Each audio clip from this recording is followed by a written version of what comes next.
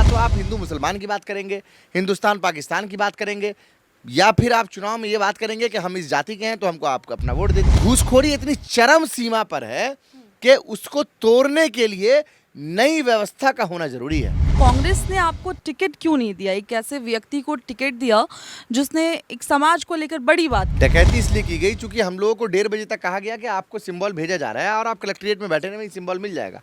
2 बजे एक व्यक्ति अपना मुंह छुपा के यूं मुंह पे रुमाल बांध के वो आता है और लोगों को लगता है कि शायद ये निर्दलीय पर्चा भरने जा रहा है। राहुल जी के पीठ में छुरा भोंकने का काम किया है इन लोगों ने। सबको मौका मिलना चाहिए। मेरा किसी से दुश्मनी नहीं है, किसी दलित को दे देते, किसी महादलित को देते, अगरे में से भी आप किसी को दे देते। जिसने पूरे मुस्लिम समुदाय को खुलकर गाली बकी, आतंकवादी कहा, हम तो इन दोनों के खिलाफ लड़ रहे हैं, सांप्रदायिकता के खिलाफ लड़ रहे हैं, हम तो मोहब्बत की बात कर रहे हैं। आप पूछिए 2 दिन तक लोग के घर में खाना नहीं बना। पूरी लड़ाई हमारी भारतीय जनता पार्टी से है। न जाने कितने FIR थोपे मेरे ऊपर। नमस्कार, मैं पीडी समाचार देख रहे हैं आप और आपके साथ तो मैं शकीना मलिक। फिलहाल चुनावी यात्रा कैप्चर करते हुए हमारी मौजूदगी दरभंगा में है। दरभंगा के जाले विधानसभा हम पहुंचे। जाले विधानसभा हॉट सीट माना जा रहा है। दरअसल आपको बता दें कि यहाँ से जवेश मिश्रा वर्तमान में विधायक है, वहीं कांग्रेस ने भी जो अपना प्रत्याशी उतारा है वो ऋषि मिश्रा को उतारा है। आपको बता दें कि इस बार निर्दलीय अपना पर्चा भरा गया है, जिनके तरफ से उम्मीद ये लगाई जा रही थी कि इस बार कांग्रेस के वो प्रत्याशी होंगे, कांग्रेस की तरफ से वो उम्मीदवार होंगे। लास्ट टाइम चुनाव में भी उनका वोट बहुत अच्छा आया था। मुसलमानों पे एक अच्छी पकड़ रखने वाले, मुसलमानों ही नहीं युवाओं के अंदर एक अच्छा पकड़ रखने वाले माने जा रहे हैं। डॉक्टर मशकूर उस्मानी हमारे साथ खुद मौजूद हैं, उनसे हम बातचीत करेंगे कि इस बार चुनाव में वो अकेले उतरे हुए हैं, लेकिन मुसलमानों का क्या कुछ यकीन है, क्योंकि जाले विधानसभा से आपको बता दें कि इस बार अरशद उद्दीन ओवैसी साहब की भी एक सिपाही उतरे हुए हैं। तो इस बार मुसलमान का वोट जो है वो भटक जाएगा। एक साइड जहाँ दोनों मिश्रा मौजूद है, वहीं दूसरी तरफ मुसलमान कैंडिडेट मौजूद हैं, एक तरफ ओवैसी साहब के भी कैंडिडेट उतरे हुए हैं। तो क्या कुछ लगता है उस्मानी साहब, अभी आप लगातार जनता से मुखातिब हो रहे हैं, जनता से मुलाकात कर रहे हैं, मुसलमानों के मुद्दे ही नहीं बल्कि आम जनता के मुद्दे भी हैं। जिस तरह से तेजस्वी यादव भी कैंपेनिंग कर रहे हैं, रोजगार की बातें करते हैं, आपके क्या कुछ अहम मुद्दे हैं कि आप पर जनता यकीन जताए? देखिए, पिछले 5 साल से जाले विधानसभा के अंदर हम लोगों ने इस लड़ाई को लड़ा है कि किस तरह से यहाँ की सड़कों का हाल बुरा है, किस तरह से यहाँ की शिक्षा व्यवस्था जो है उसको गड्ढे में ढकेल दिया गया। सड़क में गड्ढा है, उसी गड्ढे के अंदर शिक्षा व्यवस्था को ढकेला गया, और स्वास्थ्य व्यवस्था जो है यहाँ पे बिल्कुल चरमरा गई है। अगर आप सरकारी अस्पताल जाएंगे तो वहाँ पर आपको दवाई नहीं मिलेगी, वहाँ पर आपको डॉक्टर नहीं मिलेगा, वहाँ पर ढंग से नर्सिंग स्टाफ आपको मिलेगा नहीं, और अगर मिलेगा तो ढंग से बात करने को राज़ी नहीं होगा। तो इस तरह की स्थिति है सरकारी अस्पतालों की, या आप बोलते हैं कि हेल्थ सेंटर्स की, जिसको सामुदायिक स्वास्थ्य केंद्र बोलते हैं। जाले के अंदर जो रेफरल अस्पताल था उसको सामुदायिक स्वास्थ्य केंद्र बना दिया गया, मतलब डिग्रेड कर दिया गया। और वहाँ की बिल्डिंग तो अपग्रेड ज़रूर हो गई, क्योंकि उस बिल्डिंग को बनने में 7-8 करोड़ का खर्चा हुआ, उसमें 25-30% का कमीशन आया होगा, तो वो बिल्डिंग तो अपग्रेड हो गई, बट वहाँ पर कोई मशीन अपग्रेड नहीं हो पाई। वहाँ पर डॉक्टर्स जितने होने चाहिए वो आज तक वो उतने डॉक्टर्स नहीं है। अगर किसी को हार्ट अटैक होता है वहाँ पर तो वो एक इंजेक्शन देते हैं और भेज देते हैं घर पे, या रेफ़र कर देते हैं, refer to DMCH, refer to PMCH। तो इस तरह की चीज़ें चल रही हैं। तो स्वास्थ्य व्यवस्था का बुरा हाल है। सिंगवारा प्रखंड के अंदर जो हमारा यहाँ पे अस्पताल है उसका भी बुरा हाल है। आप जाइए वहाँ पे 11 बजे रात में, 10 बजे रात में, 9 बजे, तब भी आपको कोई इमरजेंसी में भी कोई अटेंड करने के लिए नहीं मिलेगा। डॉक्टर्स ड्यूटी पर होते नहीं हैं, नर्सिंग स्टाफ की अनअवेलेबिलिटी होती है, दवाइयाँ अवेलेबल नहीं है। तो ये मूलभूत सुविधाएं हैं। जो बाज़ार है हमारा यहाँ पर, चाहे कटासा बाज़ार हो, चाहे सिंगवारा बाज़ार हो, भरवारा बाज़ार हो, यहाँ पर जाम की समस्या रहती है। अक्सर घंटों जाम में रहना पड़ता है लोगों को, और इसकी वजह क्या है कि चूँकि बाज़ार बड़ा हो गया है, उस बाज़ार को फ्लाईओवर की ज़रूरत है या सड़क को चौड़ीकरण की ज़रूरत है। बात तो मैं पिछले 5-7 साल से सुन रहा हूँ कि इस सड़क का चौड़ीकरण पास हो गया, तो इस 7 साल में बना क्यों नहीं? हर चुनाव से पहले यही सुनता हूँ कि बस ये अब कुछ दिनों में बन जाएगा। तो ना चौड़ीकरण हुआ है, ना फ्लाईओवर बना है मार्केट के ऊपर। तो या तो आप मार्केट के ऊपर फ्लाईओवर बनाइए या आप चौड़ीकरण कीजिए। तो इस तरह के जो मुद्दे हैं, यहाँ के लोग 8-8 हज़ार, 10-10 हज़ार रुपये कमाने के लिए दिल्ली, पंजाब, हरियाणा, कलकत्ता तक जाते हैं। क्यों ऐसा होता है? क्यों उनको 10,000 रुपये 12,000 कमाने के लिए बॉम्बे जाना पड़ता है? क्या यहाँ पे कोई फैक्ट्री नहीं हो सकती? क्या यहाँ पे किसी ऐसे चीज़ों को लगाए नहीं, ऐसे कल कारखाने नहीं लगाए जा सकते जिससे यहाँ पे के लोगों को रोज़गार मिले, यहाँ की महिलाओं को रोज़गार मिले, जिसमें क्या कोई स्किल बेस्ड कोई काम नहीं हो सकता यहाँ पर? बट यहाँ पर इन सब बातों का कोई महत्व नहीं रह जाता है, चूँकि इन सब बातों को कोई करना ही नहीं चाहता है। चुनाव में या तो आप हिंदू मुसलमान की बात करेंगे, हिंदुस्तान पाकिस्तान की बात करेंगे, या फिर आप चुनाव में ये बात करेंगे कि हम इस जाति के हैं तो हमको आप अपना वोट दे दीजिए, आप उस जाति के हैं तो आप उसको वोट दे दीजिए। तो बस सिर्फ इस तरह की बात चलती है। ना विकास के मुद्दों पे कोई चर्चा करने को तैयार होता है, ना कोई चरमराई हुई शिक्षा व्यवस्था के ऊपर बात करता है, ना कोई चरमराई हुई स्वास्थ्य व्यवस्था के ऊपर बात करता है, जो सड़कों का बुरा हाल है उसके ऊपर कोई नहीं बात करता, ब्लॉक के अंदर जो कमीशन खोड़ी चल रही है उसके ऊपर कोई नहीं बात करता। बर्थ सर्टिफिकेट बनवाने चले जाइए आपको तो 500,000 रुपये लग जाएंगे, डेथ सर्टिफिकेट बनवाने चले जाइए उसमें आपको पैसा लग जाएगा, आप आवासीय बनवाने चले जाइए, ईडब्ल्यूएस का सर्टिफिकेट बनवाने के चले जाइए, ओबीसी का सर्टिफिकेट बनवाने के लिए चलिए, कोई काम बिना पैसे के नहीं हो सकता। परिमार्जन करा लीजिए सीओ ऑफिस में, बिना पैसे के नहीं हो सकता। जमाबंदी का बिना पैसे के नहीं हो सकता। तो घूसखोरी इतनी चरम सीमा पर है कि उसको तोड़ने के लिए नई व्यवस्था का होना जरूरी है, उसको तोड़ने के लिए युवा शक्ति का होना जरूरी है। जब तक युवा शक्ति नई व्यवस्था के साथ नहीं आएगी तब तक ब्लॉक के अंदर, तब तक अंचल के अंदर, तब तक थाने के अंदर जो गुंडागर्दी चल रही है, जो भ्रष्टाचार चल रहा है, वो खत्म नहीं हो सकता। हमारी लड़ाई इन्हीं मुद्दों पर है। इन्हीं मुद्दों पर आपकी एक इन तमाम जवाबों में एक सवाल निकल कर आ रहा है कि आप पिछले 5 साल से जनता से मुखातिब हो रहे हैं, उनकी तमाम परेशानियों को जान रहे हैं और जनता के लिए भी आपने बहुत कुछ किया। ये यहाँ की लोकल रिपोर्ट्स है जो हमने अब तक कैप्चर किया। इसमें एक सबसे बड़ा सवाल निकल कर आ रहा है कि आखिरकार कांग्रेस ने आपको टिकट क्यों नहीं दिया? एक ऐसे व्यक्ति को टिकट दिया जिसने एक समाज को लेकर बड़ी बात कही थी, क्या कुछ वो बात था और आखिर क्यों नहीं दिया टिकट?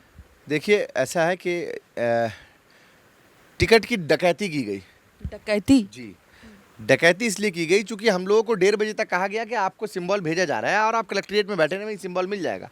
2 बजे एक व्यक्ति अपना मुंह छुपा के यूं इस तरह से कि कोई इसको पहचान न ले, मुंह छुपा के अकेला बाइक पे आता है।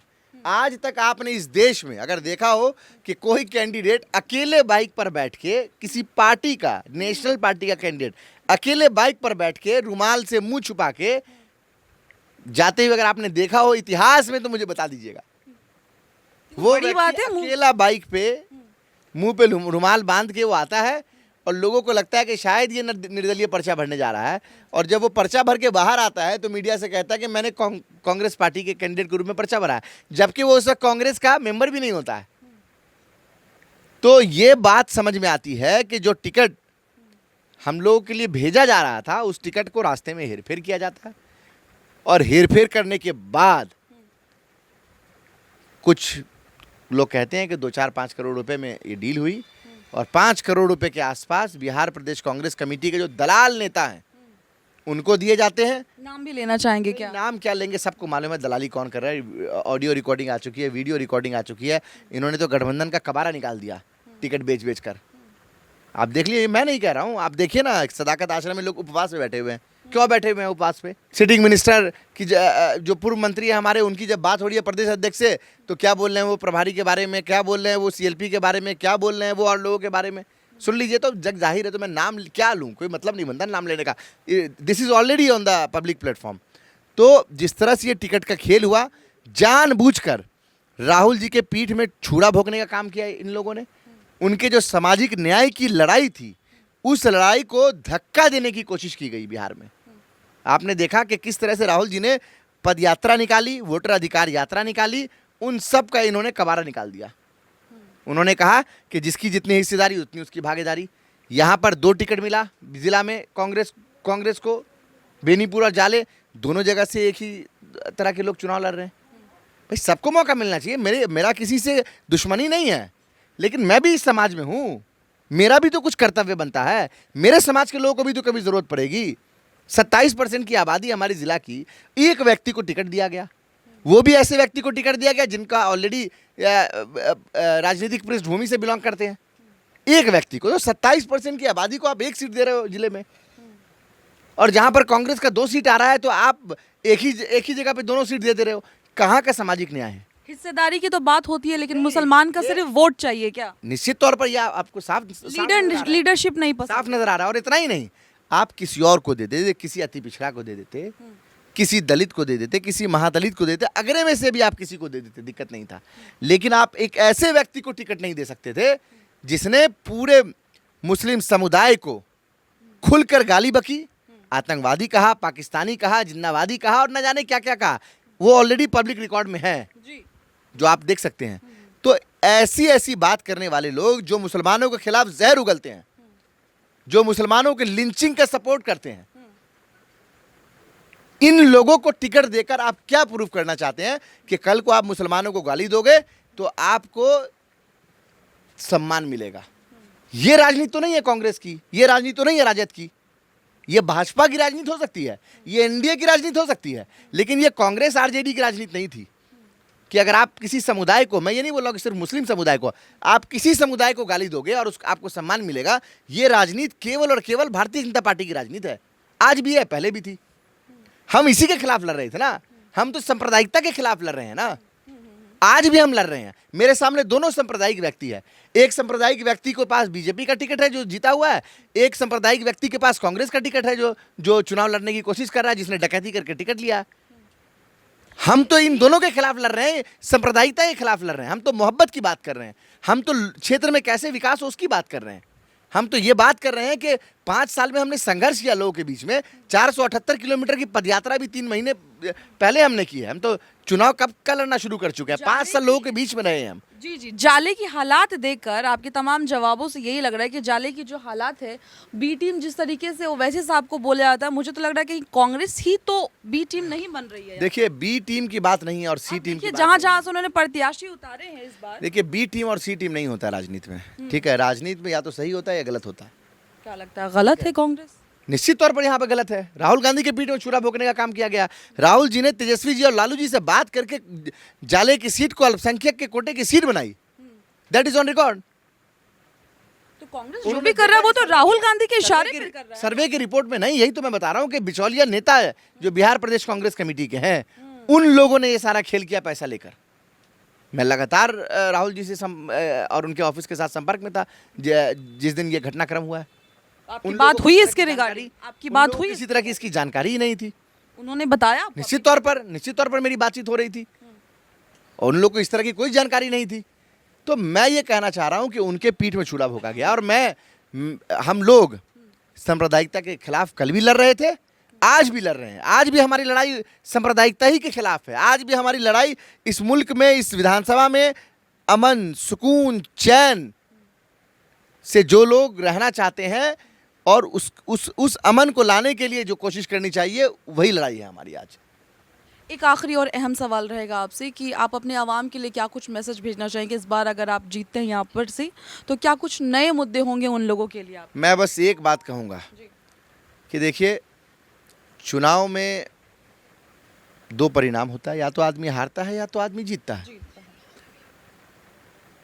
कई चुनाव ऐसे होते हैं जो संदेश देने वाले चुनाव होते हैं। जाले का चुनाव देश को संदेश देने का चुनाव है। जाले का चुनाव यहां से ये संदेश देगा देश को कि अगर आप किसी समुदाय को भी गाली दोगे तो आपको वोट मांगने का हक और अधिकार जनता से नहीं है। ये संदेश जाले यहां से इस बार विधानसभा चुनाव में दिया जा रहा है। और अगर जाले की जनता ने ये संदेश साफ दे दिया तो निश्चित तौर पर मैं चुनाव जीत कर आ रहा हूं। क्योंकि आप जब क्षेत्र में जाएंगे, जो हमने पद यात्राएं कि आप जाइए दलित मोहल्लों में जाइए, आप महादलित के मोहल्लों में जाइए, पिछड़ों के मोहल्लों में जाइए, आप जाके वहाँ पे मशकूर उस्मानी का नाम पूछ लीजिए। आप पूछिए कि मैं उनके चूल्हों तक गया हूँ या नहीं गया हूँ। मेरा इस बार 8 नंबर पर अलमीरा छाप है। उससे पहले ही वो बोल देते कि मालूम है कि अलमीरा ही में सब कुछ है। वहीं से तिजोरी खुलेगी और सब कुछ वहीं से चालू होगा। नहीं? निश्चित तौर पर जीतेंगे तो तिजोरी खुलेगी और सब कुछ होगा। तो लोगों को पहले से मालूम है, मतलब अभी 24 से 36 घंटे हुए हैं सिंबल मिले हुए और लोगों को मालूम चल गया। तो ये तो मेरे लिए सौभाग्य की बात है कि लोग मुझे इतना प्रेम कर रहे हैं। और चाहे जनता बहुत अवेयर है, आपको जाति धर्म समुदाय के लोग हैं। बिल्कुल 2 दिन तक लोगों के घर में खाना नहीं बना। कितने लोग यहाँ पर हमारे वर्कर बैठे हुए हैं, कुछ यादव समाज के हैं, कुछ दलित समाज के, कुछ अति पिछड़े समाज के हैं। आप पूछिए 2 दिन तक लोग के घर में खाना नहीं बना। घंटों लोग बैठ के रोए हैं। मैंने संतावनाएं दिया कि आप हिम्मत मत हारो। ये धोखा मेरे साथ नहीं हुआ है, ये धोखा राहुल जी गांधी जी के साथ भी हुआ है जो बिचौलिए नेताओं ने किया, और इस धोखे को हम लोगों को इसका जवाब देना पड़ेगा, और ये जवाब देने का वक्त है। ऐसा नहीं कि टिकट कट गया और मैं गुस्से में आया, नहीं, एकदम चुनाव में कुछ जाना, चुनाव लड़ना, नथिंग लाइक दैट। लोगों के कहने पर, जनता के आग्रह पर और बाद में जनता के आदेश पर मैंने ये फैसला लिया कि इस चुनाव को लड़ा जाए, और इस चुनाव से एक मजबूत संदेश पूरे देश में दिया जाए कि अगर कोई हमारे लिंचिंग की बात का सपोर्ट करेगा, कोई अगर किसी हमारे कम्युनिटी को गाली देगा, कोई हमसे देशभक्ति का सबूत मांगेगा, कोई हमको आतंकवादी कहेगा, उसको तो हमारा वोट नहीं जा सकता। मैसेज एकदम क्लियर होना चाहिए, कोई इफ एंड बट नहीं होना चाहिए इस मैसेज में। और जब सरकार बनेगी तो निश्चित तौर पर महागठबंधन को ही मेरा एक वोट जाएगा, एज एन एमएलए जब कोई मुख्यमंत्री चुना जाएगा तो, और किसको जाएगा। पूरी लड़ाई हमारी भारतीय जनता पार्टी से है। न जाने कितने एफआईआर थोपे मेरे ऊपर, न जाने किस किस तरह की बातें की मेरे लिए। तो लड़ाई हम लड़ रहे हैं, वो नहीं लड़ रहे हैं। वो तो सुबह बीजेपी, शाम कांग्रेस, दिन में जदयू और रात में फिर राजद, ये स्थिति है। मुसलमान बीजेपी को हराने के चक्कर में तो अक्सर वोट ऐसे कैंडिडेट को कर दे रहा है कि दूसरे बीजेपी ही जीत जा रही है। तो वोट जो है वो बीजेपी को हराने के लिए करना चाहिए या खुद का लीडरशिप चुनने के लिए वोट करना चाहिए? देखिए, वोट जो है जी, आपको अपने लीडरशिप के लिए करना चाहिए। वोट आपको उनको करना चाहिए जो आपके बीच रहकर आपके लिए संघर्ष करने को तैयार हो। मैं लोगों के बीच में हूँ, मैंने संघर्ष किया है, मुझे पूरा यकीन है, पूरा भरोसा है कि इंशाल्लाह जनता मेरे साथ रहेगी, क्योंकि मैं उनके हुक्म पर, उनके आदेश पर मैं इस चुनाव को लड़ रहा हूँ। और आने वाले वक्त में आप देखिएगा कि जाले का जो संदेश है, जी, आप लोग कहते हैं ना कि जाले हॉट सीट है, विवादित सीट है, ये सब बातें मीडिया के माध्यम से होती रहती है। हम वही बोलते हैं जो जनता बोलती है, हम बस उसी बात को दोहराते तो हैं। मैं ये कहना चाहता हूँ कि जिस सीट को आपने हॉट सीट कहा, विवादित सीट कहा, आप कल को कहेंगे कि जाले की सीट संदेश देने वाली सीट है, जो हर एक राजनेताओं को संदेश जाएगा कि आपकी हरकत का नतीजा जो है वो आपको ज़रूर जल्द से जल्द दिखेगा। ये संदेश देगा जाले। जनता वोट से जवाब देगी। निश्चित तौर पर 6 तारीख को जनता सुबह 7 बजे लाइन में लगकर इस बात का जवाब देगी, शाम 5 बजे 6 बहुत बजे बहुत तक। बहुत बहुत शुक्रिया आपका हमारे साथ खास बातचीत करने के लिए। देखिए, तमाम मुद्दों पर हमने खुलकर बात की, जिस तरीके से कांग्रेस से ये उम्मीदवार थे और इस बार वोट भी, इस बार इनको टिकट भी मिलने वाला था। सुनने में तो ये भी आया है कि इस बार तमाम पार्टी और ज़्यादातर महागठबंधन हेलीकॉप्टर से आए हुए लोगों को वोट दिया, लेकिन पहली बार हमने सुना कि बाइक से मुंह ढका के आता है कोई और टिकट लेके चला जाता है, वरना हेलीकॉप्टर वाला किस्सा तो हम सुन ही रहे थे कि आए तो होंगे हेलीकॉप्टर से, हाँ। ठीक है, लेकिन हेलीकॉप्टर तो कलेक्ट्रेट में उतर नहीं सकता था। हाँ। तो हेलीकॉप्टर से उतर के उन्होंने वो बाइक पे बैठे और मुंह छुपाए और आ गए। उनको शायद इस बात का डर था कि कहीं उनसे कोई सिंबल न छीन ले, क्योंकि डकैती करके वो खुद आए थे। तो डकैतों को तो डर होता है ना। तो डकैती किया गया और इनके परिवार का इतिहास ही डकैती का रहा है, ये सबको मालूम है। कांग्रेस की तरफ से जो प्रत्याशी हैं उनके बारे में ये भी जिक्र है। पूरे मोहल्ले में जाले विधानसभा हम घूमे, तमाम लोगों से बातचीत की, ये भी हल्ला है कि दरअसल जो मुसलमान के खिलाफ गलत सलत बात बयानबाजी कर रहे हैं और आज उनके दरवाजे पर ही वोट लेने को आ रहे हैं। देखना ये मज़ेदार होगा कि क्या इस बार मुसलमान अपनी लीडरशिप चुनने के लिए वोट करेगा या फिर दोबारा से बीजेपी को हराने के लिए वोट करेगा, या फिर मुसलमान के क्या कुछ अलग मुद्दे होंगे। फिलहाल इस खबर में इतना ही। आपको क्या लगता है, आप अपनी राय हमारे साथ ज़रूर साझा करें। मुझे दे इजाज़त, धन्यवाद।